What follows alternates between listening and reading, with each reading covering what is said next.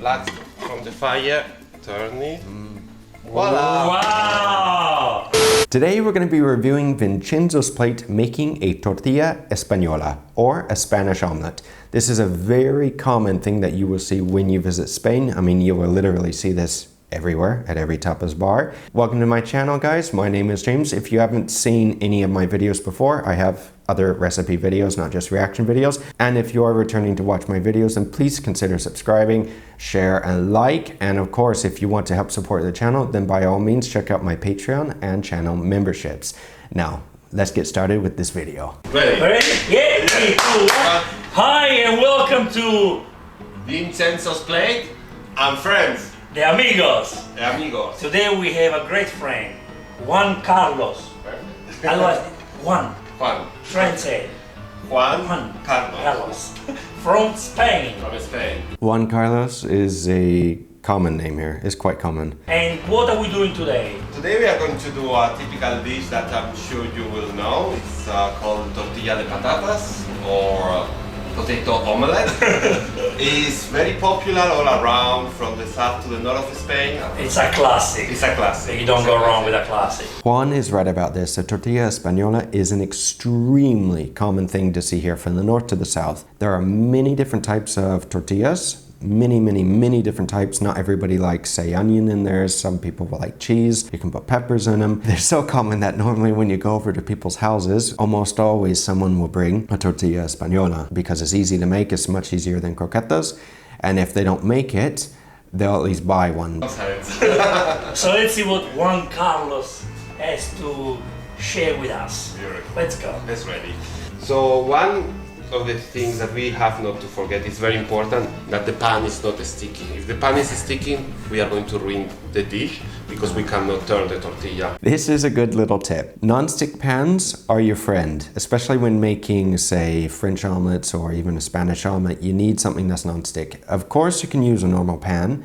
I've made hundreds of omelets in cast iron pans and stainless steel ones, but one, they have to be clean. Two, they have to be extremely hot, like piping hot, and you need to have a lot of oil. So at home, I would recommend using a non-stick pan or to buy one to make this. For 2-3 people, we are going to need 3 potatoes, high quality, 5 eggs, and 1 onion and salt.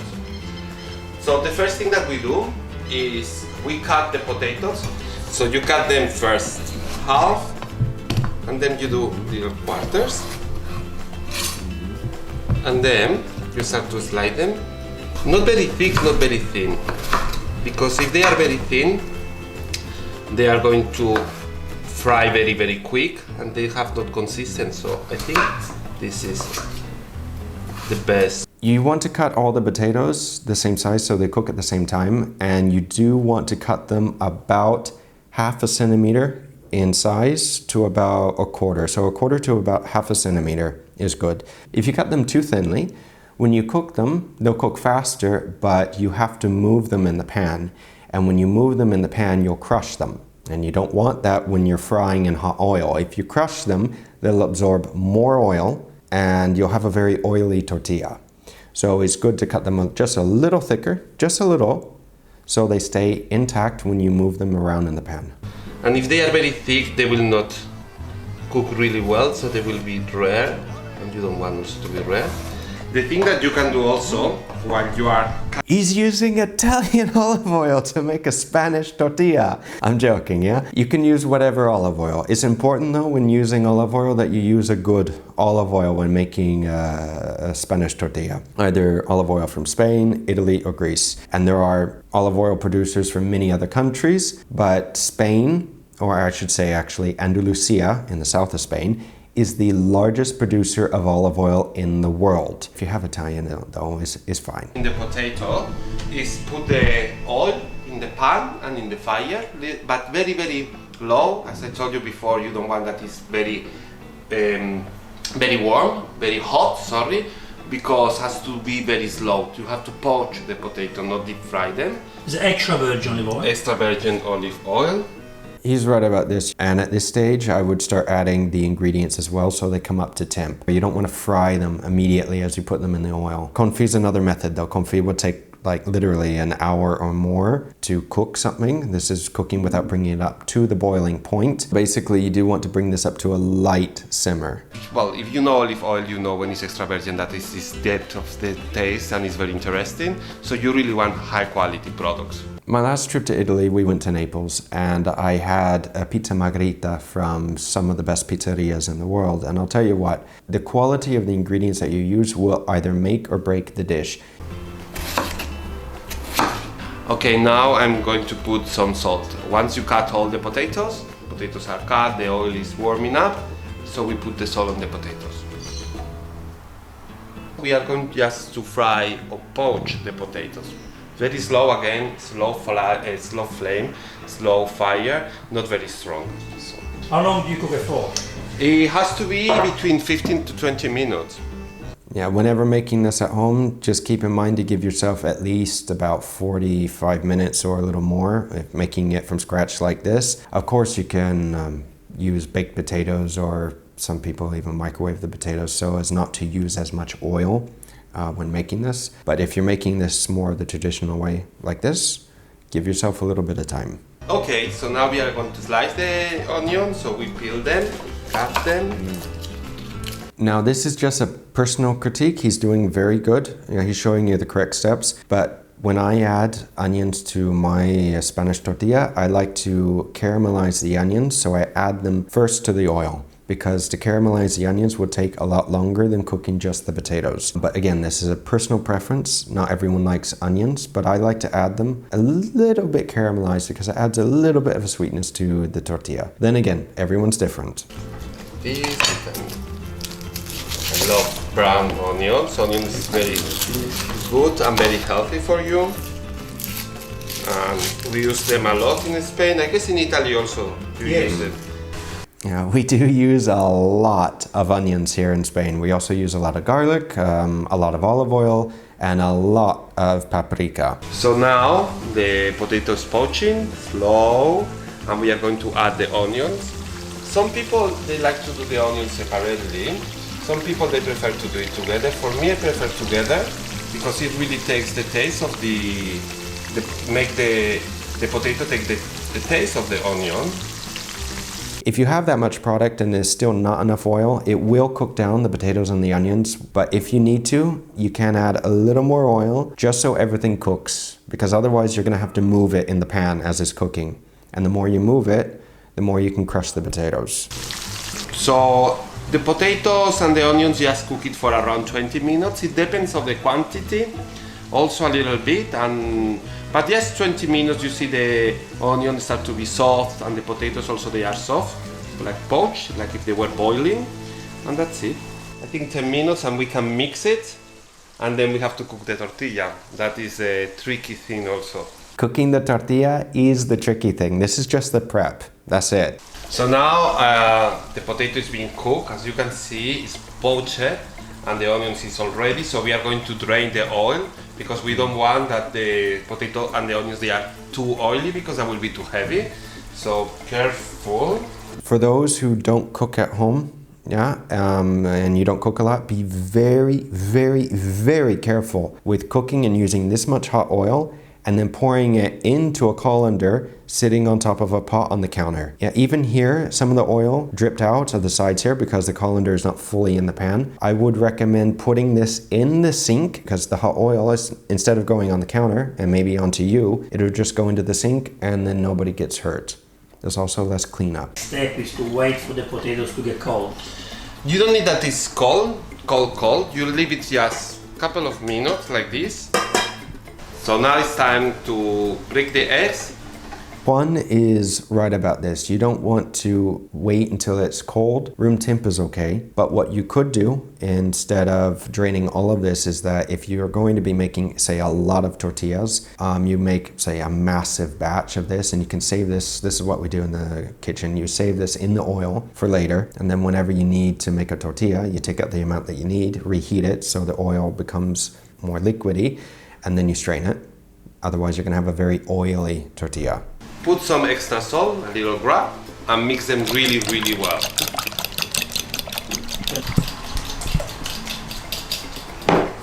Voila. And save the oil as well. This is another thing, that we don't throw the oil away after using this. We use it for a couple more times because, again, olive oil is very expensive and you can reuse it a few times unless you burned it. Love potatoes. We are mixing all the paste, this kind of poached onions with potato. We are mixing really well with the egg because after when it's all mixed, we are going to put it back in the pan. When you mix the potatoes and the onions with the eggs, it's important to mix it well and let it sit for about 10 to 15 minutes. Why? If you don't let it sit, the mixture will be a little runny. If you allow it to sit, and you can cover it with a little bit of aluminium, the eggs will be absorbed into the potatoes. The starch from the potatoes will help thicken the eggs and the heat as well, so it'll temper the eggs. And they won't be as runny when you go to make the tortilla, because there's a difference between cutting a tortilla where it's underdone and it runs out like water, and one where it's not runny, but it's like al punto, like it's medium, it's perfect. Stir very, very well so it doesn't get stuck to the bottom. No, and yes, movement and like that is all more or less cooked. And if you do it like that, you don't need to be mixing it in the pan like this. It's fine either way. The end product, as long as it turns out good, is fine. If this is your way of doing it, then and it works, then do it. Cook. Man, looks fantastic. Thank you. Wow, sensational. I would also recommend using a silicone spatula. The flexible rubber spatulas, it's a lot easier to make an omelette or a tortilla with those instead of a hard spatula. Oh my God, the real deal. Your kitchen smells sensational. Vincenzo, if you are watching this and you do come to Spain, please let me know, please. There are many great places to eat around here in Barcelona. A mí me encanta la tortilla de patatas y siempre con un buen vaso de vino tinto. You leave like 5-10 minutes and I keep checking, see? And as I told you, check. yes, as I told you also is the taste how you want it. Some people like when it's a little bit burned, like a little bit cooked, and some people like when it's very white. So we have a discussion with my family. My brother likes like when it's very white, and I like when it's a little bit burned. So he always says that I overcook the tortilla, but I like it in that way. So it's different. It's a little bit, it's a taste that is like the meat. Somebody likes more rare, some medium. People are very particular about their tortillas, like very particular. Like I said, not everybody likes onion in theirs. Not everybody likes theirs, say, white. Some like theirs a little, they do like them a little burnt. I like mine golden brown. If it's golden brown and it's cooked perfectly, for me, it's perfect. If it's a little on the dark side and is burnt to a crisp, for me, not so much. So now we have to turn the tortilla. It's quite tricky. You don't want the tortilla flying around. So you just put the dish here. This is the moment. This is the test to see if you actually have a non-stick pan or if it's not sticking to your pan. The way that I would suggest is move the tortilla around a little bit, give it a good shake in the pan to see if it's moving. If it's not moving and it's stuck to the bottom, you need to unstick it before you flip it. The plate on the top, take the tortilla flat from the fire, turn it. Voila! Wow! Muy bien, he did good, he did very good. That's a perfect color too. If you can get that golden brown color on it, it's perfect. The perfect color. You have a great, lots of skills. You're a great cook. I guess you learn from the best. As I told you, my dad and my uncle, they were chefs. Hello, Dad. You're also wearing the Louis Vincenzo's plate. Louis Vincenzo. So That's the reason why. Vincenzo's plate is helping me. The super cape. Buy Vincenzo's plate delantal. How you say in English? Apron. I'm going to use it every day. You can tell when somebody's made a tortilla before. And that shape of the tortilla too is important to go around to the sides and sort of pat it on the sides to keep it more of a round shape instead of a flat shape, because you want the tortilla more or less 1 inch. So now, if we don't want that the tortilla is very like overcooked, like we want that a little bit, like it's a little bit running inside, I think that will be ready. So we just take, again, the dish, like this, and turn it. Yeah, I can see that. So you got one side is cooked, and the other side is a little bit less cooked, so it keeps it moist.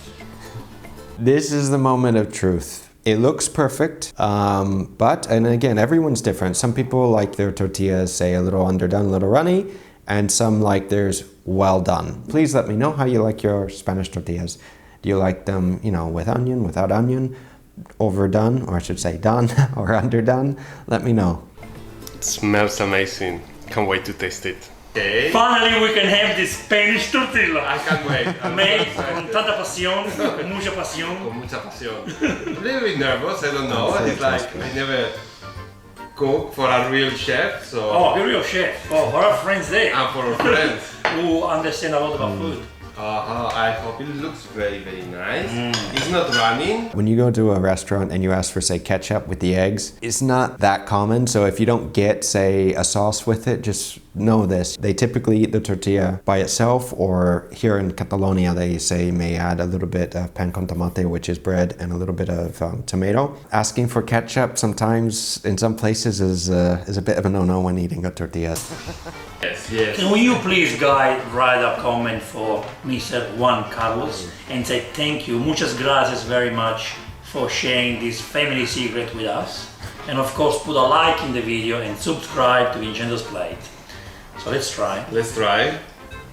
E ora si mangia. E ora si mangia. Vincenzo's Plate. Now we can eat. Let's see. Madonna che buona. Buonissimo. Very good. Tomato. È fluffy, moist. Yes. Sei bravissimo. Grazie, amico mio, grazie. Grazie. No, gracias to you. Muchas gracias to you and toda la gente. I hope you will enjoy the recipe. Hasta luego, guys. Adios. Adios. See you. Buon appetito. Aproveche. Vincenzo made an excellent video and Juan made a beautiful Tortilla Española. Like I said, not everybody makes their tortillas the same. Some people don't put onion, some people do, some people say add cheese to it. So those are good actually, the ones with cheese. But also if you caramelize the onions, they're pretty good. Everybody makes it differently. And not everyone uses the same techniques, but he made an excellent tortilla. Vincenzo, if you're watching this and you're coming to Barcelona, please let me know. Hopefully we can cook together. If not, at the very least, I can take you around the city to see some of, well, the excellent cuisine that we have in the city. And a lot of Michelin star restaurants as well. They're a little expensive, but in any case, we have some good food. Hopefully you liked the video, guys. I'll leave a link to Vincenzo's video if you want the recipe. And you should click on this video here. And hopefully, if you do like the video, then please share, like, and subscribe. And I will see you guys again very soon. Until next time, take care.